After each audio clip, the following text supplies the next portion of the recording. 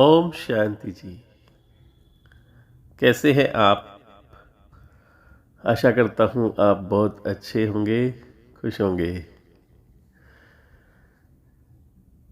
जीवन में एक संकल्प था कि दूसरों के लिए कुछ करें, दूसरों के लिए जिए। अपने लिए जीने की तो बचपन से ही तमन्ना नहीं थी और बचपन से ही रुचि आध्यात्मिक विचारों में रही है और संस्कार ऐसे मिले, परिवार ऐसा मिला जो दूसरों के लिए ही सेवा करता था। हमारे माता पिता, जब से मैंने बचपन से होश संभाला है, यही देखा है कि दूसरों के लिए सेवा करते आए थे, निरंतर तत्पर। अपनी सैलरी तक दूसरों पे खर्च कर देते थे।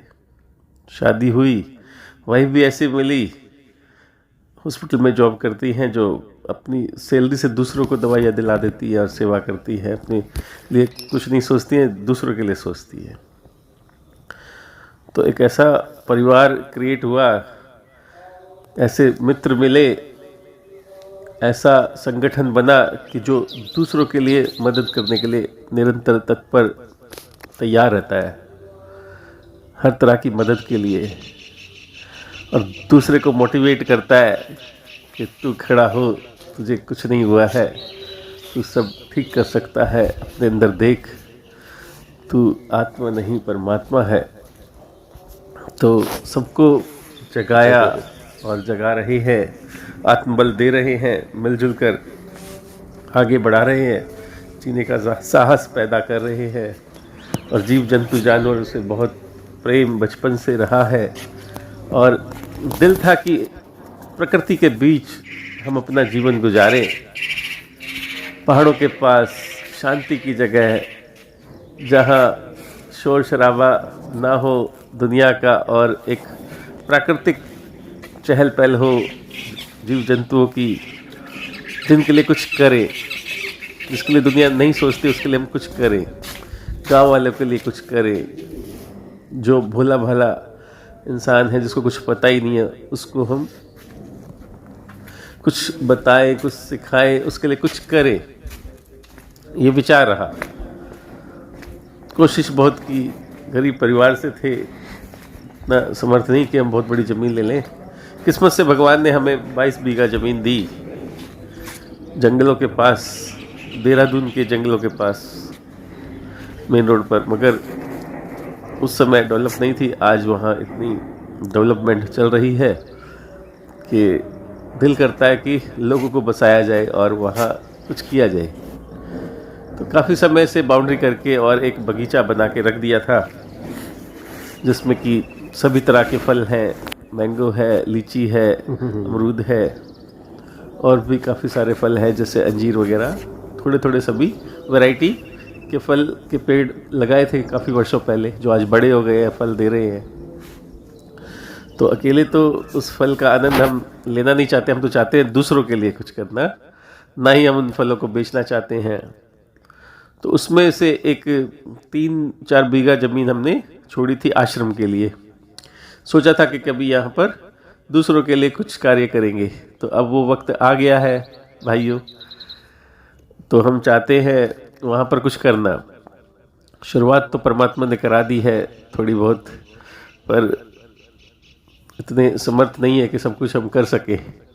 तो हम चाहते हैं ऐसे लोग हमारे साथ जुड़े और जो साथ में आए, जो वहाँ पर एक संगठन बना करके हम कार्य करें सभी के लिए, जैसे जंगली जानवरों के लिए, पक्षियों के लिए, गांव के लोगों के लिए।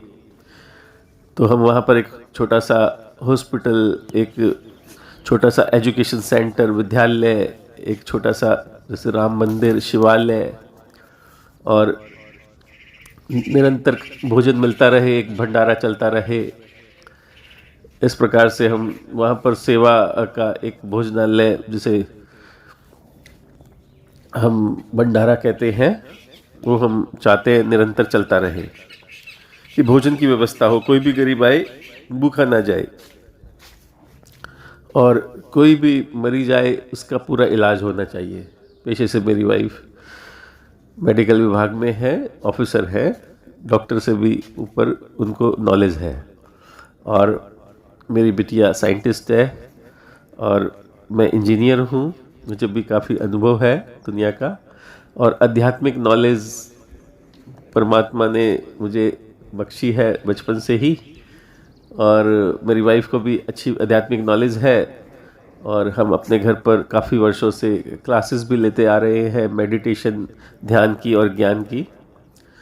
और हमारे सभी साथी इन्हीं कार्यों में व्यस्त रहते हैं और अच्छा लगता है उन्हें कि आनंद प्राप्त करना और आनंद को बांटना और आनंद में रहना, सुखी जीवन जीना, दूसरों के लिए कुछ करना, तो निरंतर चलता आ रहा है और आगे भी चलता रहेगा। हम यही चाहते हैं कि हमसे लोग जुड़े, और फिर हमने एक एनजीओ बनाया, एक संस्था बनाई ऑलमाइटी पीस फाउंडेशन के नाम से, जिसका नाम हमने ऑलमाइटी पीस ऑफ फाउंडेशन रखा है। उसमें हम कुछ लोगों को जोड़ा है और औरों को भी जोड़ना चाहते हैं, और उसके ज़रिए से हम यहाँ देहरादून के पास कार्य करना चाहते हैं। और हम चाहते हैं लोग जुड़े और समर्थन दें, और समर्थन से ही हम आगे बढ़ सकते एक दूसरे के सहारे से। तो वो भी निमित्त बने, और भगवान ने हमको भी निमित्त बनाया, और हम चाहते हैं सभी के सहयोग से एक अच्छा ऐसा कार्य चले कि जंगली जीवन, जो जंगल में जीव जंतु हैं, प्राणी हैं, उन सभी को हम सुख दे सकें, उनके लिए कुछ कर सकें, और जो गांव के लोग हैं उनके लिए कुछ कर सकें। और हमको जो परमात्मा ने शरीर बख्शा है उसकी भी हम थोड़ी सेवा कर सके, प्रकृति के बीच रह करके, जहाँ शुद्ध ऑक्सीजन है, फलों का आनंद है, सब्जियों का आनंद है, और बहुत ही अच्छी जगह है, वातावरण बहुत अच्छा है। तो वहाँ पर हम उस जगह को मिल करके डेवलप करना चाहते हैं। हम चाहते हैं जो भी हमारे साथ जुड़े सभी को एक एक रूम मिले, अच्छा सुंदर, उनके नाम का हो, आजीवन उनको वास मिले वहाँ। और हम एक ऐसा आश्रम बनाना चाहते हैं, बहुत ही पीसफुल और सुंदर सभी के लिए, कि सभी को वहाँ पर रहने की व्यवस्था, खाने की व्यवस्था, योग की अवस्था, मेडिटेशन ध्यान की व्यवस्था, और पूरी नॉलेज, मुक्ति का ज्ञान, संसार से कैसे मुक्त होकर के हम संसार के लिए कुछ कार्य कर सकते हैं।